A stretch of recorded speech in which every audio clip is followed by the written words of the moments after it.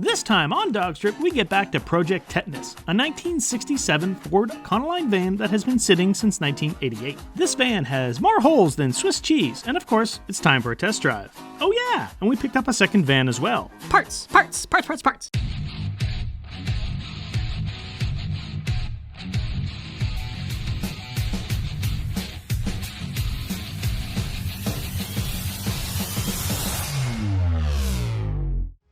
As you've seen in the previous video, we dragged home this crusty example of a van and managed to unstuck the engine. With the fate of this van still uncertain, we'll continue with our assessment and see how far we can get with it. For those of you that need to catch up, the first video is listed at the top of your screen now, and in the video description below. These videos are best viewed in chronological order. At this point, we'd like to point out just how crusty this trusty van is. The floor is very, very bad. Rusted through in some places and very soft in most. Even the walls and roof is rusted through where the ribs used to be. We were told that this van used to be a camper. The previous owner said he pulled up a lot of rotten wood and insulation. The inside corrosion makes a lot of sense if a human was living in this van.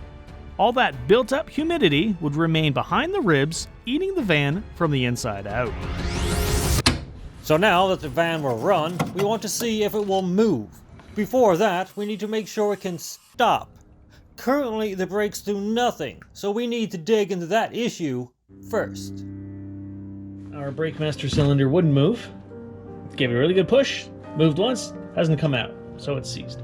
Hopefully we can take it apart, clean it, return it back to life. If not, it's got to be sent out to be rebuilt because these things are a 1-year parts and they're no longer available. Okay, don't mind the mess. But this is the master brake cylinder. That there is the piston inside the bore. Now that is aluminum and the cylinder is steel. So over its 40 years of sitting, there's been some corrosion and it doesn't move. So we're going to put some fire on this and see if we can get things to expand and then move, and then hopefully it'll be good to go. Fire, good. Fire is your friend. With the proper application, it can make magic happen. This was one of those times. After running a cylinder hone through the battery pit of bore, we threw it back in the van, hoping for the best. Alright, so a vehicle this old and been sitting for so long, you should replace everything. Like the wheel cylinders, the hoses, everything ages. But right now, all we're trying to achieve is a little bit of brakes, so then we can safely test drive this up and down the street. That's all we want to achieve. So this is the bare minimum, trying to make one brake on one wheel move. That's it. Should be a small, easy accomplishment. Stand by. Alright, so this is Day 3 trying to find leaks on this brake system, and I'm pretty sure we found it. Push. Yeah, that's a pretty good leak right there. Time to make more brake lines. More brake lines indeed. Unfortunately, the master cylinder still leaks through the front seal. Now our attention shifts to the back brakes, installing new shoes and new cylinders. Hopefully, this will be enough to keep this high-performance automobile under control. Time to drop the van onto its wheels and take it for a test drive. Don't go too quickly, don't go too fast. Your brakes are like, yeah. I do what I want. Let us take a tour of this crap can cockpit. With no seatbelt and no seat. No power steering and no power brakes. With little more than a left butt cheek to anchor myself into place while sitting on the inner fender. Let us see how fast it can go. Alright, let's go for a test drive. Ignition. Starter.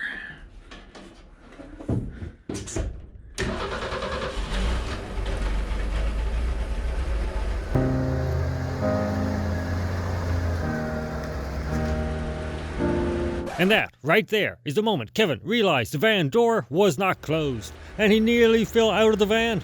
Don't be like Kevin. Close your doors.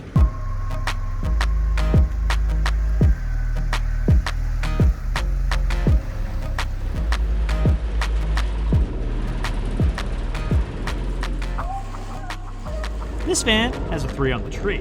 That refers to a standard transmission with a common H-style shift pattern, but mounted on the side of the steering column. This was rather common in the 1940s through 60s, but this would be my first time driving a 3 on the tree. It felt weird at first, but quickly mastered.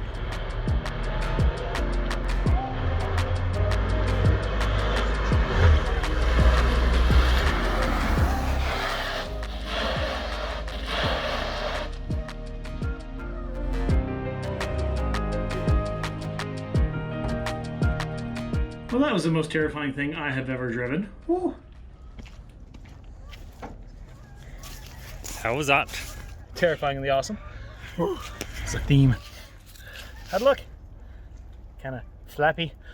Yes, Shuddery. I'm pretty sure the door opened a couple of times. Yay. I almost fell out the door a few times. And with that, we managed to accomplish what we wanted to do. We tested the driveline under load, and so far, everything checks out. At this point, we started putting want ads online looking for Econoline body panels and such. And oh boy, we were not disappointed. What are we doing this time? The same thing we do every night, Pinky. Try to build cars. So yeah, we went to a wrecking yard for parts, and we bought another van. So come with us on another adventure. So off we go again, heading back out to the countryside and clearly above the snow line to acquire another long-forgotten automobile. We love wrecking yards like this. They are a true haven of old iron. And we can't be happier that the owner reached out to us. We can't wait to get back and wander about come spring. It's snowing. Why do you always drag my ass out in the snow? Because it's a winter wonderland of fun. What do I think about this one? Less tetanus shots, and thankfully, less pain of me sanding for 48 hours. Oh, just you wait. This van is a great score. No rust anywhere. A good solid base to go forward with our plans. Once again, this van came with very little history behind it, but it can clearly be seen that the van flopped on its side. The rear quarter, roof, and nose are pushed in a fair bit. Also, amongst other things, the motor and tranny are missing. This van is a 1962 standard wheelbase, non-heavy duty model. There are many subtle differences between this van and our 67. The biggest would be that the 62 had the oldest and smallest engine, a 144, while the 67 had a 240, the newest and biggest engine available. Nonetheless, we dragged the new Econoline home for a full assessment and a rework of our game plan.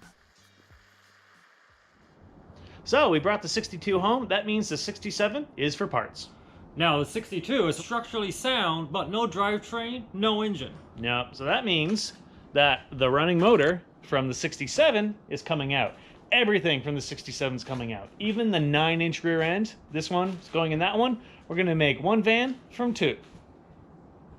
Congratulations! You have made it to the end of the video. We'll continue working on Project Tetanus, but until then, please like and subscribe so you don't miss out on the next video. Give us a thumbs up if you like what we're doing.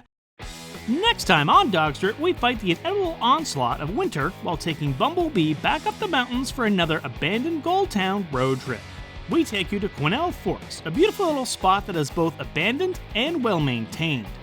We also introduce our debut into drone footage.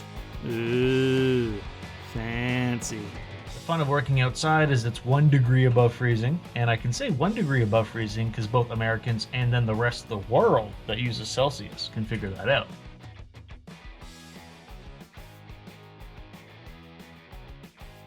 Yeah, it's fun. It's great. You put a tool down on the floor, kink, kink, kink, kink, kink. It lands on the ground because there's not a lot of floor there.